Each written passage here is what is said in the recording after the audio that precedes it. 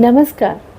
Shambhavi wellness में आपका बहुत बहुत स्वागत है और मैं डॉक्टर अमीता पुरी, देश की विदेश की जानी मानी मनोवैज्ञानिक और global authority on narcissistic abuse recovery. तो रिकवरी हो सकती है तो ये तो हम कह रहे हैं, लेकिन एक स्पेशलिस्ट व्यक्ति, स्पेशलिस्ट साइकोलॉजिस्ट जो इस ट्रॉमा डिलीटिंग स्पेशलिस्ट का रियली जानकार है और स्पेसिफिक थेरेपीज़ ही यूज़ होती हैं इसको डील करने में, तो ये तो है पॉसिबल। और फैमिली मेम्बर्स की थेरेपी पहले होती है, दिस इज़ ऑल्सो देयर, तभी वो दूसरा व्यक्ति आएगा जो नार्सिसिस्ट है, पहले ही फैमिली मेम्बर्स की थेरेपी शुरू होती है ना।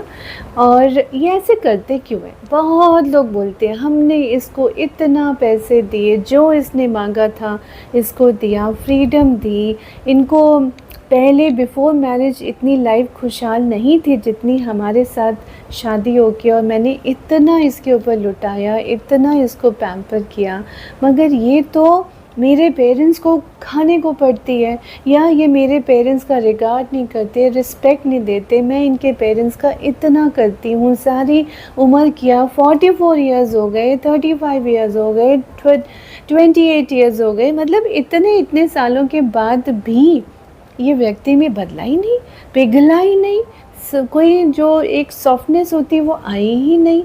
और मैं इनके पेरेंट्स का और इनके फैमिली मेम्बर्स का करती रही तो वो ठीक है, लेकिन मेरे पेरेंट्स के साथ आज भी बदतमीज़ी से बात होती है या नहीं होगी, और सामने बढ़ेंगे तो बदतमीज़ी करेंगे, मुझे ही आज तक शर्मिंदा होना पड़ता है। तो इनको मिलता क्या है? ये ऐसा क्लेश नार्सिसिस्ट करते क्यों हैं? ये बहुत लोग जानना चाहते हैं।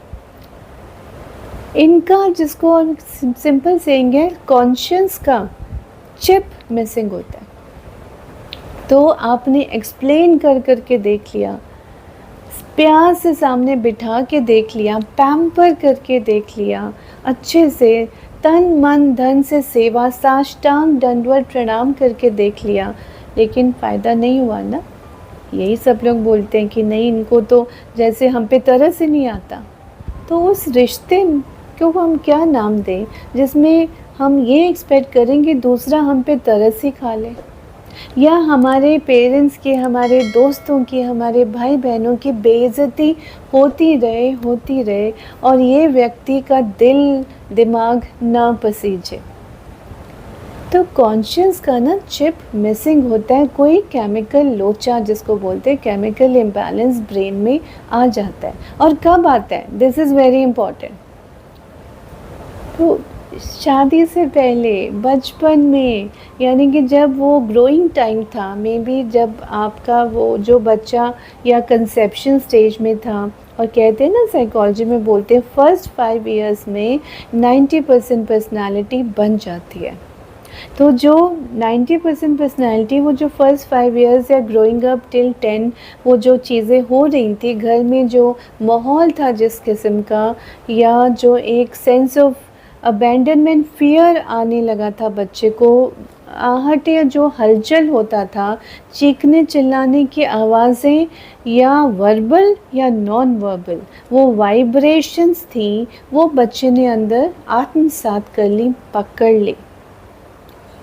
एंड आई एम श्योर मेरी इन्हीं बातों से जो लोग सुन रहे हैं, देख रहे हैं, उनको कितना रिलीफ मिल रहा होगा कि थैंक गॉड मैं कारण नहीं हूँ मेरे पार्टनर की इस पर्सनैलिटी का, वरना वो तो गिल्ट में ही मरे जा रहे थे। जो पार्टनर्स होते हैं वो तो गिल्ट में ही मरे जाते हैं कि भाई शादी के बाद या हमारे साथ रिलेशनशिप में आने के बाद ही इनकी पर्सनैलिटी ऐसी हुई है, और ये तो इतनी बेचारी है, ये तो इतनी स्वीट है, ये तो इतनी विक्टिम रही है, सब ने इनको बुली किया है, भोली भाली बेचारी।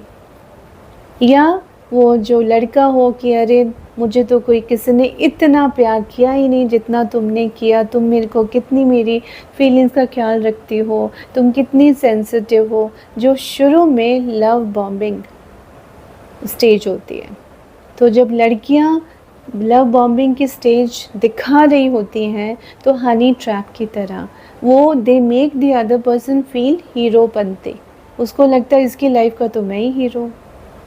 और जब लड़कियां जब लव बॉम्बिंग के जाल में लड़कों के द्वारा फंसती हैं उस टाइम पे, यंगर स्टेजेस और एजेस में, तो उस वक्त ऐसे लड़के जो नार्सिसिस्टिक पर्सनालिटी पैटर्न्स वाले होते हैं, they will show their personalities in such a way कि बिल्कुल ट्विनिंग, सोल ट्विनिंग, ये तो सोलमेट है, ये मेरे बिना बोले मेरी भावनाओं की कितनी कद्र करता है, मुझे कितना अच्छी तरह से समझता है, और मेरे को इसको लगता है कि मैं इसके लाइफ में आ गई तो इसके तो ज़िंदगी कितनी बाहर आ गई, मैं ही थी जो इसकी लाइफ में मिसिंग लिंक था, अब तो इसके लाइफ में बाहर ही बाहर आ गई। ये बातें कहाँ से उसके मन में आई? उस लड़के ने तो डाली। और यहाँ पर जब लड़की अगर नार्सिसिस्ट है तो वो इस तरह अपनी को विक्टिम प्रोजेक्ट करेगी कि जो लड़का है वो हीरो पंक्ति में आ जाता है, वाओ मैं इसकी लाइफ में आ गया, इसकी लाइफ तो सेट, वरना कितनी ये बेचारी थी, तो वो उस जोन में मोड में आ जाते हैं। तो दोनों ही एक्सट्रीम्स है ना, और कहते हैं कि अति हर चीज़ की बुरी होती है। और ये ऐसी हरकतें करते क्यों हैं? क्योंकि बचपन में जिन लड़कियों ने डोमेस्टिक वायलेंस और अब्यूज़ या इधर अपनी फैमिली, इमीडिएट फैमिली मेम्बर्स में भी, पेरेंट्स में या कज़न्स, अंकल्स एंड ऑल, उन पे देखा होता है, सो कहीं ना कहीं वो वातावरण से, एनवायरनमेंट से दे पिकअप दीज थिंग्स, और फिर उनको लगता है, और कॉमन सेइंग है बहुत गर्ल्स से, I don't want to be like my mother, कि जो मेरी मदर ने सहा मैं नहीं सहूँगी। उस चक्कर में वो जब ऐसे लड़कों को मिलती हैं तो इतना ज़्यादा उनके अंदर गुस्सा भरा पहले का होता है कि जो अपने भाई को नहीं बोल पाती, अपने फादर को नहीं बोल पाती, वो हस्बैंड पे उतारेंगी, उसके पेरेंट्स पे उतारेंगी। और ये भी बहुत बार मुझे गर्ल्स ने बताया कि मुझे गुस्सा इतना आता है, मैं अपने फादर को देखती हूँ, वो अभी भी मेरी मदर के साथ या दूसरों के साथ इतनी बदसलूकी करते हैं, मैं कस मसा के रह जाती हूँ, कुछ कह नहीं पाती उनको, लेकिन फिर वो सारा फ्रस्ट्रेशन, सारा गुस्सा किस पे निकलता है? हस्बैंड पे और हस्बैंड के परिवार वालों पे, और because he is a man, और उसके फैमिली मेम्बर्स, इससे पहले कि तू मेरे सिर पे सवार हो मैं तेरे को तेरी औकात दिखाती हूँ, मतलब उनका सबकॉन्शियस माइंड ये बोल रहा होता है, so this is wrong, so this needs healing, this needs treatment. तो सबकॉन्शियस माइंड में ऐसी चीज़ें घुसी हैं। और similarly on the other hand common sense says कि जिस लड़के ने अपनी मदर को इस तरह पिटते देखा हो या गाली सुनते देखा हो या ऐसे दबाव में वो मदर को रहते देखा हो, तो उसके दिलो दिमाग में लड़की जात के प्रति एक सॉफ्टनेस होगी, वो कल को अपने पार्टनर के साथ प्यार से और इज्जत से पेश आएगा। पर ऐसा होता नहीं है, कॉमन सेंस कहती है ना, लेकिन researchers have shown across the world कि ऐसे ही लड़के जब वो बड़े होते हैं तो अपने पार्टनर के साथ उसी तरह वायलेंट हो जाते हैं, mental, physical, emotional, social, financial abuse करते ही करते। और उसमें उनका माइंड में वो एक पिक्चर होती है कि मेरी माँ को उस वक़्त वो बचा नहीं पाए, और वो गुस्सा वो अपनी वाइफ पे निकालते हैं कि वाइफ कुछ बोलने लगती है या कुछ अगर ओपिनियन देती है तो मेरी माँ ने नहीं बोला, तू कौन है बोलने वाली।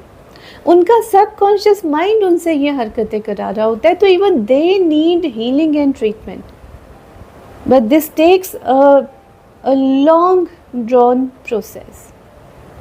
और उस चक्कर में क्या होता है कि जो बच्चे इस ऐसे परिवारों में पैदा होते हैं जिसमें कोई एनपीडी है, पहले तो सब अनडायग्नोज जा रहा था ना, अनहील्ड जा रहा था, अब तो बातें शुरू हुई हैं कि ये भी बीमारी है, WHO ने माना है, एक्सेप्ट किया कि ये भी एक मेंटल इलनेस है भाई, जो बचपन में शुरू हो जाती है। तो सबसे पहले जो आप सुन रहे हैं, आप देख रहे हैं, तो आप पहले तो ये समझिए और जानिए कि आपका कसूर नहीं है कि आपसे रिलेशन में आने के बाद इनके परिवार में या इस बंदे में या बंदी में ये प्रॉब्लम शुरू हुई है, वो बचपन से हुई थी, पर वो दिखती नहीं है, कैमोफ्लेज हो जाती है, लव बॉम्बिंग, लव ट्रैपिंग कर रहे होते हैं ना, उस वक्त शिकार कर रहे होते हैं। And why are they doing it? They have to do it, क्योंकि उन्होंने जो अब्यूज़ देखा है वो अब्यूज़ निकालते हैं, उन्हें जगह चाहिए निकालने की, और वो किस पे करते हैं? अपने पार्टनर पे, अपने बच्चों पे। दुनिया के सामने एक अलग इमेज और पिक्चर दिखाते हैं, ये भी है, तो दोहरा रूप भी होता है। तो आई एम श्योर कि आपको कुछ ये बातें रिलेटेबल लग रही हों, कुछ आपको ताकत और शक्ति मिली हो इन बातों से, इन एनेक्डोट से लोगों के, है ना? एक दूसरे से ही हम सीखते हैं और आगे बढ़ते हैं। तो आपको अगर लगा हो रिलेटेबल कि आपके आसपास ऐसा कुछ हो रहा है, या आप किसी को जानते हैं जो मे बी इस दौर से गुज़रा हो, तो आप ये चैनल को हमारे लाइक करिए, सब्सक्राइब करिए और भर भर के शेयर कीजिए। आपका एक शेयर किसी की पूरी ज़िंदगी बदल सकता है, और कितनी दुआएं आप कमाएंगे आप खुद भी नहीं जान पाएंगे। तो आप करेंगे ना? बहुत बहुत धन्यवाद।